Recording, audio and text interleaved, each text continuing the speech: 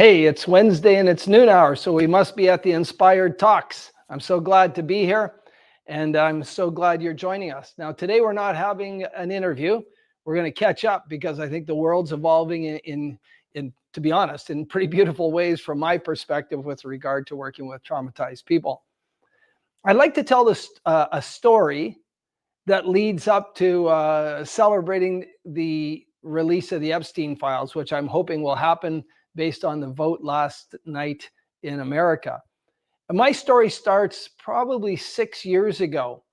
I was teaching trauma interventions down in the United States, specifically in Florida, and I met a person of influence who wanted to join our program and help us get the trauma intervention into police forces and the military.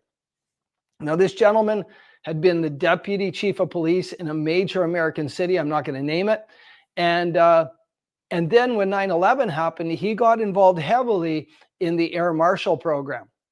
And so, we became friends. We met actually at his office in Atlanta one time. So I knew him really, really well. Then fast forward about 2 years, I was working with a young woman who had been human trafficked in the same city where this gentleman had been the deputy police chief. And the young woman responded really, really well to the trauma intervention. And then her perpetrators literally drew her back into their human trafficking world. And they actually threatened her 2-year-old daughter in texts, which she showed me. I was beyond myself. I didn't have the resources to help her. So I reached out to this contact from 2 years previously, this former deputy chief of police of the same city. And I reached out to him. He was happy to hear from me, but he wasn't aware of how deep I'd gone into my work with people who are human trafficked, or where I had gone with my trauma intervention work. And when I explained to him what I was doing, that I had this person in trouble in the city where he had been the deputy chief of police, he said, "Send me some information, I'll look into it," which I did. And then I got a terse email back. It was a very simple email. The email said, "Delete me from all contacts." That was all he wrote. Now, I've got a friend who knows this former deputy chief of police. So we all know each other. And my friend's name is Randy. And I reached out to Randy and I went, "What the heck just happened? What did I do?" And Randy said, "Well, Alan, just ask him. Just ask him. He'll answer." So I said, "Okay, I'll do that." So I sent him an email. And I said to this person, I said, "Look, your message is very clear for me to delete you from my contacts, which I will do immediately. But please ask me what I did. Tell me what I did. What did I do wrong? How did I offend you?" And there was radio silence. He never, ever responded. And I've not had contact with him again. It's over 5 years. And that's interesting to me because I actually wonder what nerve I touched. What did I actually expose? Where was I getting myself into in this inner city of a major American city? That he would, as a former deputy police chief and a former very senior official with the air marshals, ask that I be deleted from his contact list. So fast forward here, we're getting the release of the Epstein files. And I think, if we're fortunate enough and they actually get the files out in the open in some form that's not heavily redacted, you'll have the date and everything after the date will be blacked out or redacted. If we actually get names, I just wonder whose names are going to be on them. Mayors, chiefs, police chiefs, business people, whose names are in those files? But boy, the overwhelming vote, I believe the numbers were 427 for, 1 against, a couple abstainers. That's such an overwhelming statement that those files need to be released. Now we'll have to see what the administration does to try and block that. But I think this is a huge, huge moment for understanding human trafficking and the vast impact it has in our North American society and our global society, but how far those tentacles go into our society. So that's an exciting day. I'm also excited because a year ago, almost to the day, I started a project with a group called Rising Angels. Now, Rising Angels is a nonprofit here in the province of Ontario that was formed by a woman, Katerina McLeod, who had been trafficked for a major portion of her life. She created this organization to support women who had exited human trafficking. Katerina's organization is a Christian faith-based organization. And after working with Katerina and one of her clinicians, we agreed to do a pilot study. Now, that pilot study took 3 months to go through. We created a format. She recruited the people to go through the protocol. I hired a third-party psychometric assessment professional out of Atlanta, Georgia, to do the pre and post psychometric assessments.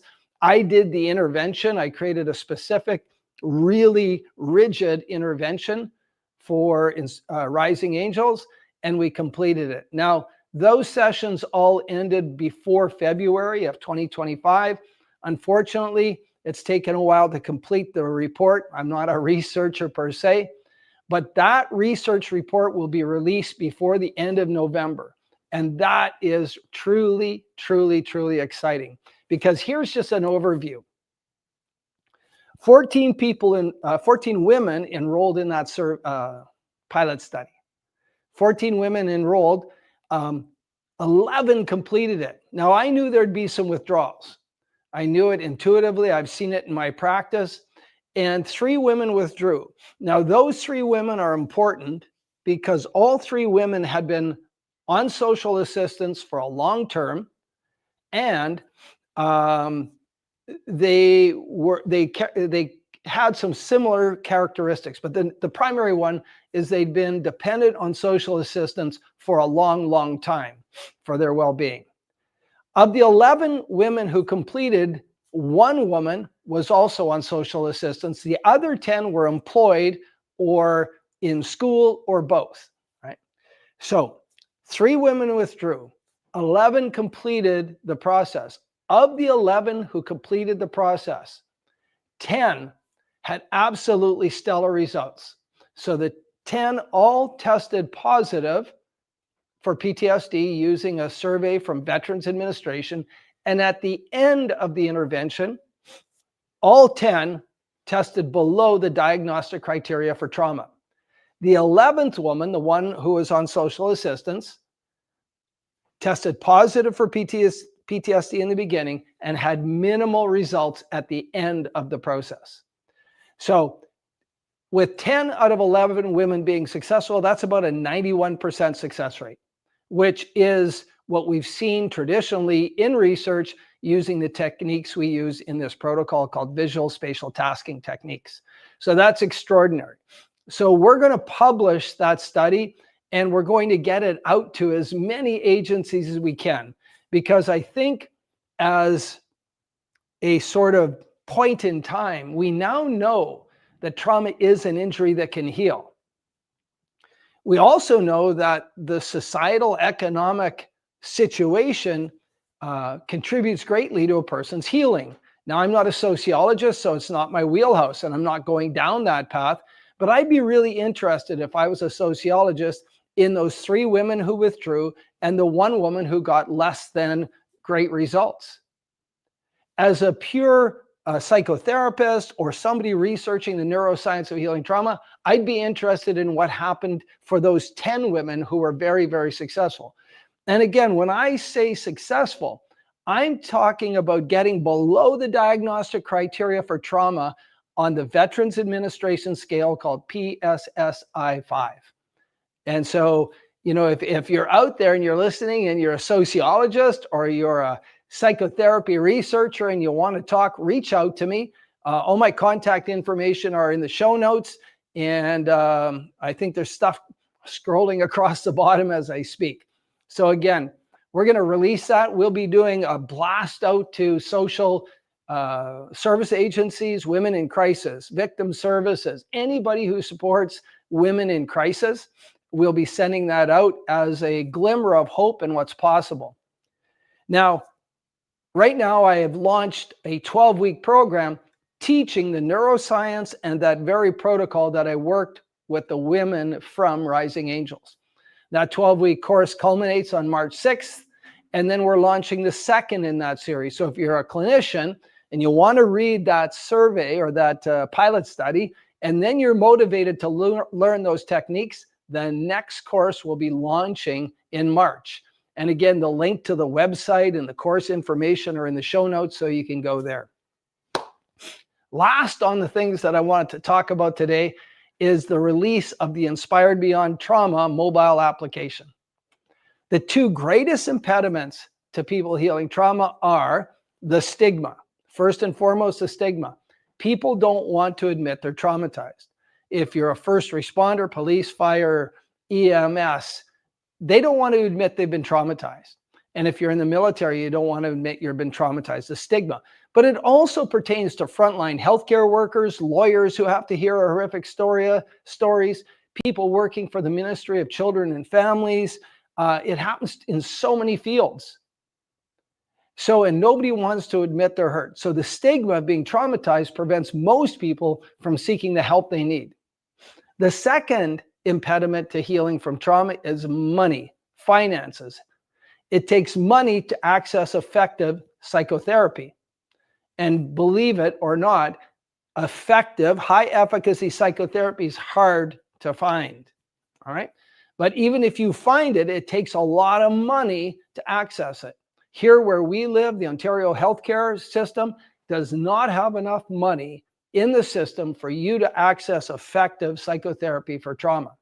So the app will address the stigma because you can use the app in the privacy of your home without telling anybody about your trauma.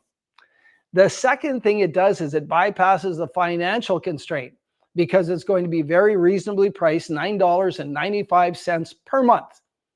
And my experience with people who are traumatized is that they have $9.95 per month to access something that they can heal with in the privacy of their own home. Now, that app also will have internationally recognized psychometric assessments in it. We want to be able to collect anonymous data from the participants about healing trauma. And we're going to do that through these 3 internationally recognized psychometric surveys inside the application. So that app will be getting released in January, and we're putting together a focus group. So if you want to be part of the focus group and you want to see early releases of the application and you want to be part of the feedback group to see what we're developing, we're going to put a link in the show notes to book a session with me, and we'll talk about you becoming part of our focus group. So there, I was talking at about 200 words a minute. I'm truly excited that the Epstein files are going to be released. I'm truly excited about releasing the pilot study document. It's going to be called Inspyrd Angels. And I'm like over the moon excited about what's coming with the app. I hope if you're listening, you want to take part of one of those 3 things, right? If you want to follow along with me talking about Epstein, that's great. If you want to receive a copy of the Inspyrd Angels pilot study, connect to us. If you want to learn how to be a neuroscience-driven trauma coach, connect with me. And if you want to be part of the focus group on the app, connect with me. There you go. And I don't know, Neil, do we have any Q&A today, or we're good? We're good? All right. Thank you guys for joining me today. I know it was quick. I know I talk fast. Have a great day.